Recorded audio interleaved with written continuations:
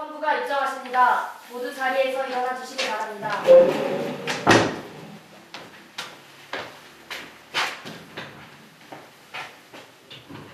지금부터 피고 20울림의 부적절한 시위 도모에 대한 재판을 시작하도록 하겠습니다. 먼저 인정신문을 하겠습니다.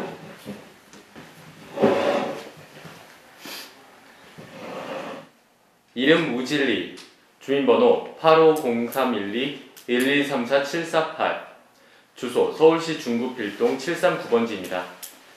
현재 대학생이며 20울림의 회장을 맡고 있습니다. 그럼 원고 측 변호인은 변론 요지를 말씀해 주십시오. 피고인이 속해 있는 20울림은 대학생 연합회로서 지난 3월부터 우리나라의 대학에 대한 비판 운동을 인터넷 게시판과 오프라인 시위를 통해 진행해왔습니다. 그 과정에서 서울 소재 5곳의 대학과 마찰이 있었고 학교 측은 20울림의 활동에 대해 몇 차례 경고와 강력한 제지를 해왔습니다.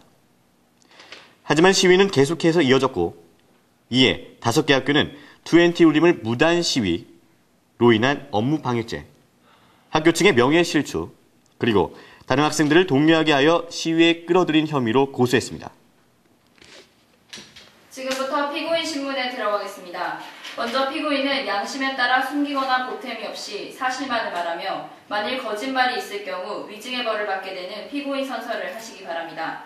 또한 신문에 앞서 피고인은 본 법정에서 검사나 변호인, 재판장의 신문에 대해 불리한 진술을 거부할 권리가 있고 피고인에게 이익이 되는 사실을 진술할 권리가 있습니다. 선서, 피고인 우질리는 양심에 따라 숨기거나 보탬이 없이 진실 그대로를 말하며 만일 거짓이 있을 경우 위증의 벌을 받을 것을 맹세합니다. 그럼 원고 측 변호인은 피고인 신문을 시작하세요. 대학생연합회 20울림은 정확하게 어떤 모임인가요? 수도권 소재 대학생들이 모여 자유롭게 자신의 의견을 말하고 토론하는 모임입니다. 20울림의 전체적인 운영은 어떻게 이루어지고 있는지 자세한 설명 부탁드립니다. 네, 운영이라고 하면 우선 온라인 클럽을 통해서 매주 커뮤니케이션을 하고 있습니다. 그리고 매달 2번씩 정기적으로 오프라인 모임을 갖고 있고요. 그리고 회장, 그러니까 저를 비롯해서 경영부, 홍보부, 기획부 3개의 부서가 있고 그 부장이 있습니다. 혹시 20울림의 후원사가 따로 있습니까? 아니요, 후원사가 따로 존재하진 않습니다. 다만 저희가 비교적 큰 규모의 토론회를 개최할 경우에는 저희가 직접 스폰서를 유치해서 재정적인 도움을 받고 있습니다. 그럼 혹시 이번 사건과 연관돼서 스폰을 받은 적은 있습니까? 아니요, 없습니다. 순전히 저희 학생들의 생각과 힘만으로 행한 것입니다. 그 누구의 도움도 받지 않고 우리 스스로 우리의 목소리를 낸 것입니다. 20울림에서는 본래 오프라인 상에서의 정기적인 토론회만 갖는 것으로 알고 있습니다. 네, 맞습니다. 그런데 왜 이번엔 무단 시위를 벌이게 된 것입니까? 그것도 여러 개의 대학을 순회하면서 말이죠. 네, 그것은 우리의 문제가 아니라고 생각했기 때문입니다. 무엇이 말인가요? 대학은 본래 비판적인 자유정신을 바탕으로 진리를 탐구함으로써 사회 발전에 기여하는 최고의 고등학력기관입니다. 근데 오늘날 대학은 본래 목적에서 이탈해서 자유로운 비판정신과 젊은이다운 상상력은 사라진 지 오래입니다. 오로지 취업과 경쟁, 효율성만을 쫓아 학문 공동체로서의 기능은 사라지고 취업 교육기관이 되어버렸습니다. 저희는 오늘날 대학이 잃어버린 자유정신과 비판적 지성의 참모습을 되찾고자 그런 행동을 한 것입니다. 그래서 단순히 그러한 불만을 표출하기 위해서 무단으로 시위를 감행했다는 말씀이십니까? 저기 한 말씀만 드려도 될까요? 말씀하십시오. 자꾸 무단 시위를 했다고 하시는데 저희는 무단 시위한 적이 없습니다. 단지 저희가 생각하는 문제를 좀 더 많은 그리고 다양한 학교의 학생들의 의견을 듣고 우리의 힘으로써 개선해 나갈 방법을 찾기 위해서 여러 학교를 돌며 뜻이 맞는 학생들과 나아갈 방법을 찾아본 것뿐입니다. 또한 저희의 이런 생각과 노력에 대해 학교 측에 알리고 싶었던 것뿐입니다. 단순히 불만을 표출하고자 했다면 인터넷상에서도 얼마든지 할 수 있었던 일입니다. 문제는 학생들과 소통하고 대학 당국들이 저희들의 목소리에 귀 기울여주기 바랐던 것입니다.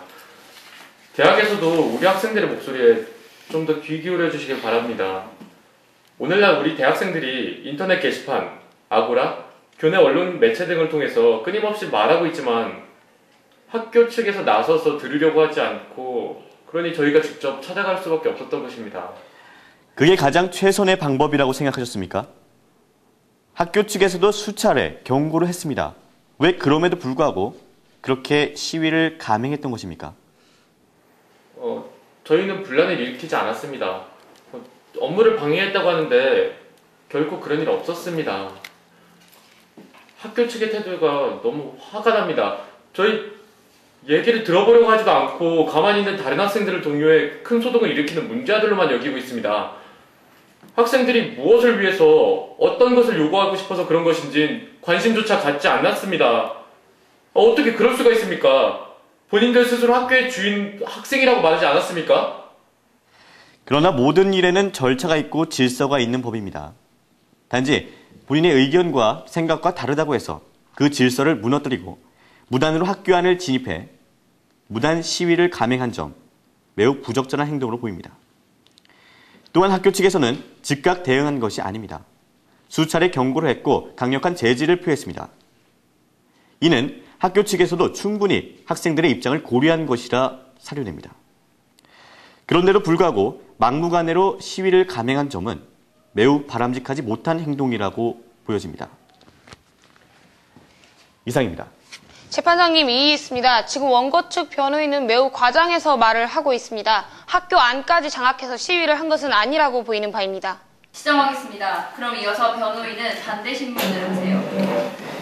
네, 피고인에게 묻겠습니다. 학교 측에서 몇 차례 경고가 있었던 것으로 아는데요. 어떤 방식으로 경고가 이루어졌습니까? 처음엔 학교 교직원 3분 정도인가가 오시더라고요. 그래서 저희 보고 무엇을 나눠주고 있는 거냐고 물어보셨어요. 그때 저희가 저희 의견을 정리한 전단지를 나눠주고 있었거든요. 그리고 한 이틀쯤 뒤에 다시 찾아오셔서 전단지를 나눠주면 안 된다고 말씀하시더라고요. 그래서 저희는 왜 안 되냐고, 우리 학생들끼리 그냥 의사소통하고자 하는 건데 왜 안 되는지 모르겠다고 저희 입장을 말씀드렸습니다. 네, 그러자 학교 측에서는 어떠한 반응을 보였죠? 저희가 다른 학생들을 끌어들여서 학교 분위기를 망치고 있다는 등 이런 행위는 불법이라는 등 누가 허락받고 하는 거냐는 등 그런 말씀하셨어요. 그리고 당장 전단지 나눠주는 것을 그만두고 남은 것을 모두 학교 측에서 회수해가겠다고 전단지를 빼앗아갔습니다. 그게 다입니까? 한편에서는 학생들이 계란을 던지고 소리를 지르는 등 매우 소란스러운 시위가 이어졌다고 하던데요. 그것은 우리 트웬티올림 쪽에서 행한 것이 아닙니다. 그저 저희와 같은 문제의식을 갖고 있던 다른 학생분이 하신 거죠. 저희는 당연히 그럴 수가 없습니다. 네, 저희 구성원들은 다른 학교인 경우도 있지 않습니까? 이 경우에 해당 학교 학생이 아닌 경우도 있고요. 이런 경우에 문제가 생기면 골치 아파진다는 것은 저희가 더 잘 알고 있습니다. 그렇기 때문에 저희는 시위를 계획한 적도 없고 진행한 적도 없습니다. 네, 그렇군요. 알겠습니다. 재판장님, 트웬티올림이 특정한 목적을 가지고 다른 학생들의 참여를 유도한 것은 사실이나 이것은 어디까지나 다른 학생들과의 의견 교류를 위한 것이지 어떠한 시위적 성격을 띠고 있다고 보기는 굉장히 어려운 것으로 보입니다. 그 이외의 시위적 성격을 가진 활동은 트웬티올림이 주도를 한 것이 아닌 다른 학생들의 자발적이고 개별적 활동으로 보아야 한다고 보입니다. 트웬티올림은 여기서 말하는 시위와는 전혀 아무런 관계가 없는 것으로 판단됩니다. 이상입니다. 아무런 관계가 없다는 말은 말이 되지 않습니다. 트웬티올림이 직접적으로 시위를 주도한 것은 아니지만 트웬티올림의 활동으로 인해 많은 학생들이 문제의식을 갖게 되고 이 때문에 시위가 벌어졌기 때문에 마땅히 책임을 져야 한다는 것이 제 생각입니다. 그게 과연 단순히 트웬티올림의 활동으로만 인해서일까요? 이미 많은 다른 학생들은 똑같은 문제의식을 가지고 있었습니다. 본래 다른 학생들 또한 현 대학의 문제점에 대한 많은 불만을 가져왔던 것입니다. 그저 지금까지 드러내지 않고 참아왔던 것일 뿐입니다. 무슨 근거로 그런 말씀하시는 겁니까? 지난 3월 K대의 한 여대생이 자퇴한 사건을 장 변호사님도 분명히 알고 계실 겁니다. 아직까지도 엄청난 이슈가 되고 있으니 말입니다. 지금 인터넷에선 그녀의 팬카페가 만들어져 있고요. 그녀가 쓴 책은 성황리에 판매가 되고 있습니다. 그녀의 지지 세력이 매우 많다는 것을 보여주고 있습니다. 그리고 그 연령층 또한 매우 다양합니다. 지금 현재 대학생인 20대부터 40, 50대인 중장년층까지 그녀의 선언을 가슴으로 느끼고 그녀를 향해서 응원을 보내고 있습니다. 이는 모두가 그녀와 같은 생각을 하고 공감대를 형성하고 있다는 것을 보여줍니다. 김 변호사님, 반대로 그 학생의 자퇴 선언에 대해 비판적으로 생각하는 사람들에 대한 이야기는 왜 언급하지 않으십니까? 그 학생의 행동이 용기 있다고 비춰지는 동시에 매우 무모했다라는 판단도 나오고 있습니다. 그녀를 지금까지 뒷바라지해준 부모님은 어떻게 하냐? 혹은 현실에 맞지 않는 섣부른 행동이었다 등 그녀의 자퇴에 대해 동의하지 못하는 많은 사람들의 의견도 있습니다. 그녀가 앞으로 어떻게 살아갈 것이며 또 그녀의 선택이 현실적이든 아니든 그것은 이제 그녀의 몫입니다. 다만 우리가 여기서 주목해야 될 점은요. 그녀가 써서 붙인 대자보의 내용입니다. 이름만 남은 자격증 장사 브로커가 된 대학, 대기업의 하청업체가 되어 학생들의 이마에 바코드를 새긴 본질은 이미 사라져버린 지 오래라는 말입니다. 김 변호사님의 의견에 일부 동의합니다. 하지만 무한경쟁의 시대에서 대학도 예외가 아닙니다. 대학 역시 변화의 흐름에 대응해야 한다는 말입니다. 세계가 변화하고 국가가 변화하고 기업이 변하고 있습니다. 대학만이 과거 자유로웠던 분위기를 찾는다고 대학이 처한 현실이 변하지 않습니다. 지금은 변화하지 않으면 아무도 살아남을 수 없습니다. 대학도 기업과 같이 변화하고 혁신하지 않으면 살아남을 수 없습니다. 학생들도 이상론적인 생각만을 주장할 것이 아니라 대학이 놓은 현실과 대안에 대해서도 깊이 생각해야 합니다. 정작 배우는 학생들은 대학이 변화하는 방법에 대해서 동의하지 못하고 전혀 만족하지 못하는데도 불구하고 무조건적으로 변화를 해야만 한다면 그 변화는 대체 누구를 위한 것입니까? 한겨레 20일에 실린 10개 대학 공동 설문조사 결과를 살펴보겠습니다. 이 조사에서 실제 한국 대학생이 학교의 교육 환경에 만족하는 경우는 32.9%밖에 되지 않습니다. 유효 응답자 973명 가운데 32%가 만족하는 편, 0.9%가 매우 만족이라고 답한 반면 28.7%는 불만족 또는 매우 불만족이라고 답했습니다. 보통이 37.3%로 최다였습니다. 우리나라에는 이미 4년제 대학만 하더라도 290곳이 넘는 대학이 있습니다. 여기에 2년제, 3년제 대학까지 합한다면 그 수는 정말 어마어마하겠죠. 상황이 이렇다 보니 대한민국의 대학 진학률은 84%를 넘습니다. 독일의 35%, 일본의 45%와 비교했을 때 정말 가히 상상할 수 없는 높은 수치입니다. 이처럼 현재 대학을 다니고 있는 학생 수는 어마어마하게 많으며 대학 교육이 이 모든 학생들을 만족시킬 수 없다는 건 당연한 사실이겠죠. 고작 10개의 대학 973명의 학생들로부터 얻어낸 결과만으로는 우리나라 대학교의 교육 환경이 좋다, 나쁘다를 판가름하는 건 옳지 않다고 봅니다. 단순히 학문뿐만이 아닙니다. 우리나라 대학생들은 재공부하기도 바쁜 판국에 그 시간을 쪼개서 아르바이트 2-3개를 해야 하는 상황입니다. 비싼 등록금을 위해서 말이죠. 우리나라 등록금은 세계에서도 순위를 다툴 만큼 매우 비싼 편입니다. 지난 2006-7년도 OECD 국가별 국공립대학 등록금 수준을 살펴보면 한국의 등록금은 달러로 환산했을 때 4,717달러로 5,666달러인 미국을 제외한 모든 OECD 국가보다 등록금이 훨씬 높았습니다. 사립대도 상황은 마찬가지입니다. 미국 2517달러에 이어 8519달러로 두 번째로 높았습니다. 이는 핀란드, 스웨덴, 아일랜드 등에서는 사립대 등록금이 한 푼도 들지 않는 것과는 극명한 대조를 보이고 있습니다. 핀란드, 스웨덴, 아일랜드 등은 세계적인 복지국가입니다. 이 나라에서는 대학 등록금을 굳이 내지 않아도 그만한 자원을 확보할 수 있기 때문에 그것이 가능한 일입니다. 우리나라의 상황과는 매우 다르기 때문에 비교 대상으로는 적절치 않다고 봅니다. 대학 등록금과 관련해서는 우리 역시 우리의 방식대로 노력을 하고 있습니다. 학자금 대출이나 다양한 장학금 제도, 등록금, 동결 등의 방법들 말이죠. 아예 남의 집 불 구경하듯 그냥 손을 떼고만 있는 건 아닙니다.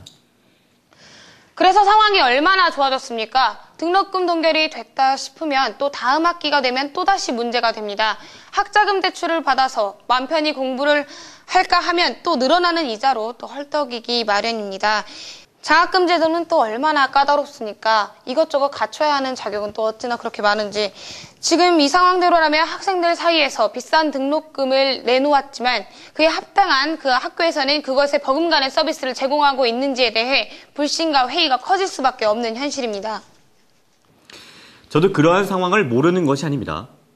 저 역시 우리나라의 모든 대학생들이 등록금 걱정 없이 정말 만족스러운 교육을 받으면서 불투명한 자신의 미래나 취업을 걱정하지 않고 자유로운 환경에서 공부를 할 수 있는 그런 환경이 되기를 저도 간곡히 바라는 바입니다. 하지만 엄연히 현실과 이상엔 차이가 있습니다. 국가, 기업, 대학.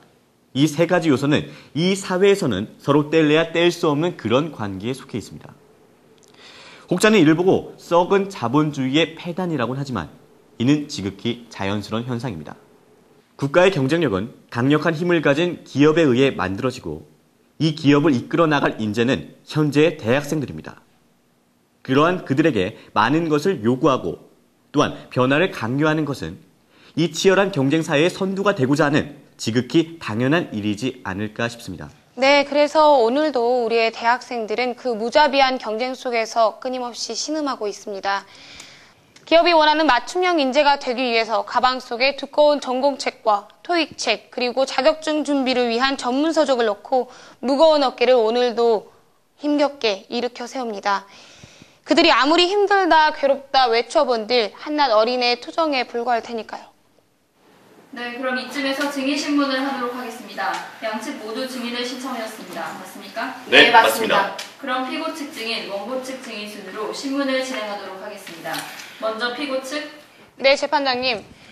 저희 측에서는 학교로부터 부당하게 퇴학 처분을 받은 대학생 한어일 씨를 증인으로 신청합니다. 이에 대한 이견이 없으면 증인으로 채택하도록 하겠습니다. 이견 없으십니까? 없습니다. 인정합니다. 증인 한어일 씨는 증인석으로 나오세요. 한어일 씨 본인이 맞습니까? 네, 맞습니다. 증인은 재판장에서 진실만을 말해야 하며 만일 거짓말을 할 경우 위증의 벌을 받게 됩니다. 자, 선서하세요. 선서, 양심에 따라 숨기거나 보태지 아니하고 사실 그대로 말하며 만일 거짓말을 하며 위증의 벌을 받기로 맹세합니다. 증인 한어일. 피고 측 변호인 증인 신문하셔도 좋습니다. 네, 감사합니다. 증인은 작년 11월 증인이 다니고 있던 학교로부터 퇴학 처분을 받은 사실이 있습니까? 네, 그렇습니다. 어떤 이유에서인가요? 징계사유서엔 제가 교직원을 폭행하고 학칙을 어기고 휴학생 신분에도 총학생회 임원으로 활동한 점을 징계사유로 들고 있었습니다.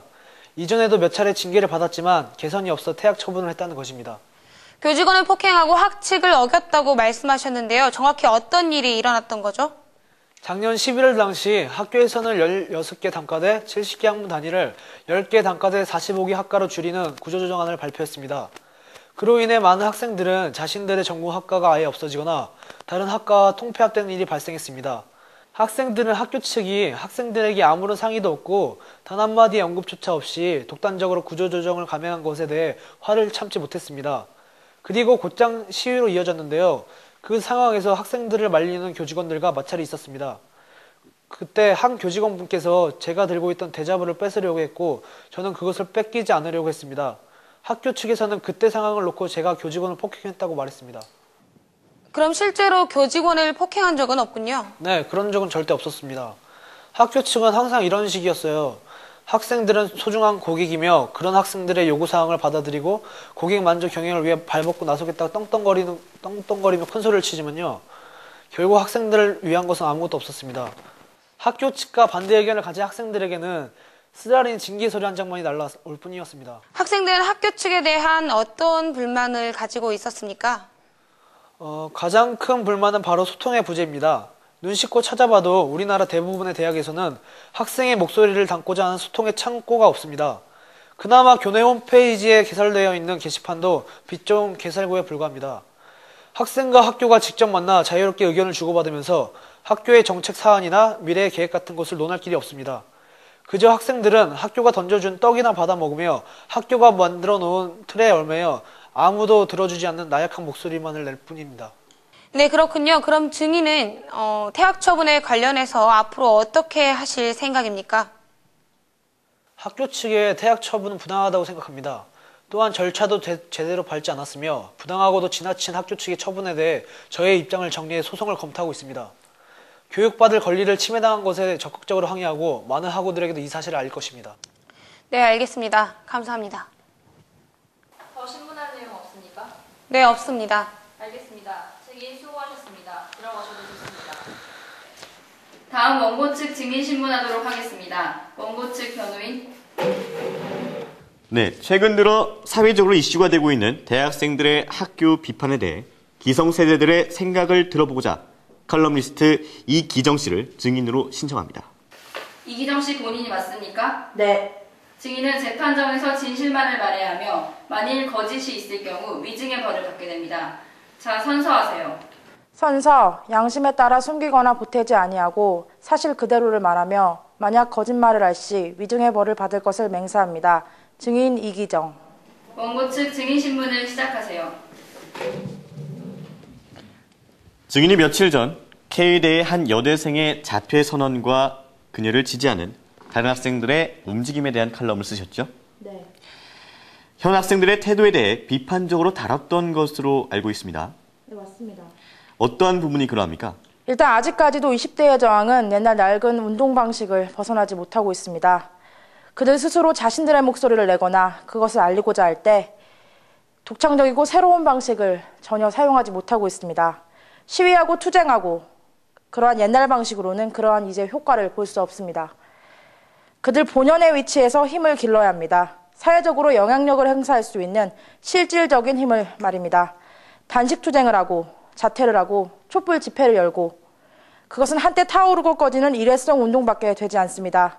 차라리 그럴 시간에 책 한 권을 더 읽고 그것으로 내공을 쌓는 것이 더 도움이 된다고 생각합니다.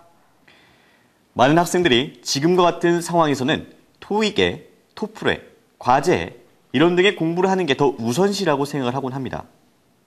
이 때문에 책 읽을 시간조차 없다고들 말을 하는데 이에 대해는 어떻게 생각하십니까? 그야말로 궁색한 변명입니다. 우리나라 학생들은 지적 편식이 상당히 심한 편입니다.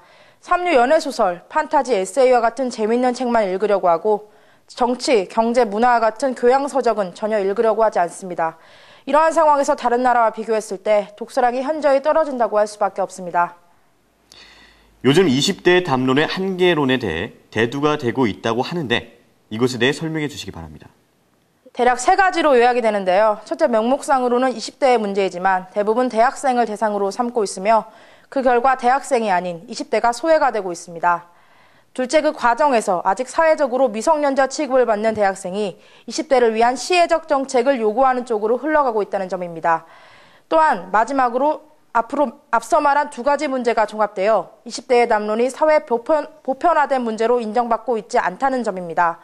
즉 다시 말하면 점점 사회적인 공감대를 잃어가고 이는 자칫 요즘 20대는 참을성이 부족하다는 인식을 불러일으킨다는 것입니다. 심지어 20대 혹은 대학생 사이에서도 그러한 상호불신과 냉소가 가득합니다. 세상을 바꾸고 세상 속에서 무언가를 달성하기 위한 운동이 아니라 세상으로부터 무언가를 받아내기 위한 운동으로 전락하고 있다는 점입니다. 네, 잘 알겠습니다. 자세한 설명 감사드립니다. 재판장님, 이상입니다. 이상으로 증인신문까지 모두 마치겠습니다. 양측은 최후 변론을 해주십시오.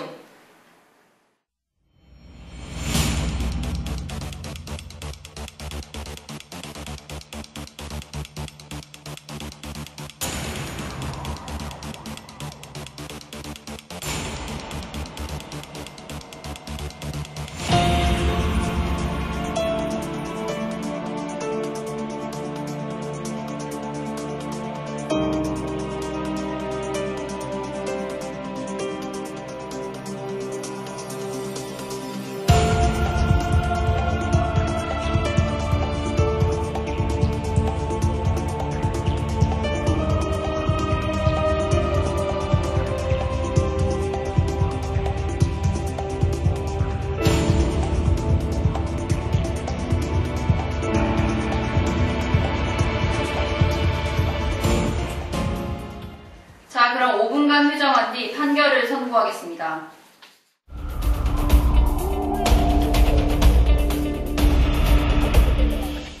약간 취업성 그냥 목적을 위한 공부로서만 전환이 된 것 같고요. 그거를 딱 배우는 데 있어서 이렇게 뭐랄까 고등학교 때랑 약간 차별을 두면서 뭔가 심화되는 교육이나 이런 거는 잘 못 느끼겠다. 사실은 그 경영이라는 거는 응용학문인데 응용학문보다 기초학문에 투자해야 되는 게 맞는데도 불구하고 그냥 보여주기식 영어 교육이라서 그런 게 너무 아쉬운 것 같아요. 그동안 대학에 변화해 왔던 거를 많이 이렇게 봤었는데, 그러니까 그동안 이제 점점 이제 한국 사회가 변해감에 따라서 대학의 역할도 많이 변해왔다고 생각하거든요. 근데 그 대학의 역할이 변해온 게, 그러니까 지성이나 그러니까 지식인을 길러내는 그런 학문의 영역보다는, 그러니까 취업을 할 수 있는 어떤 학원과 같은 그런 역할을 해버리게 되는 그런 식으로 많이 변화해 왔다고 생각을 해요. 그리고 그건 앞으로도 점점 심화되는 것 같고 그러니까 사회의 변화와 맞물려서 점점 심화되는 것 같아서 그게 아쉬운데, 이거를 바꿔나갈 수 있는 거는 그러니까 비단 학교의 문제뿐만이, 그러니까 학교의 변화뿐만이 아니라 그리고 학생들이 좀 더 한 발 행동을 해나가서 바꿔야만 앞으로 변화할 수 있을 것 같은데, 저도 그렇게 하지 못했고 지금 실질적으로 대학을 다니고 있는 학생들조차도 거기에 대해서 얼마만큼 인식을 가지고 행동하고 있는지가 좀 많이, 솔직히 졸업생의 입장으로서는 좀 걱정이 많이 됩니다. 네. 현재 우리나라에서는 집회와 결사의 자유가 인정되며 표현의 자유가 보장됩니다. 그리고 이는 가장 본질적인 자유입니다. 이번 사건은 학생들이 자신의 생각을 자유롭게 표현한 것이며 이는 어느 누구의 허락을 받아야 하는 행동이 아닙니다. 따라서 이를 보고 무단 시위라 하는 것 자체가 성립될 수 없습니다. 따라서 이번 사건과 관련해 피고인은 무죄입니다. 보다 더 넓은 시각과 보다 더 깊은 소통을 통해 현재 대학이 갖고 있는 문제를 대학 안에서 해결할 수 있도록 노력해야 할 것입니다.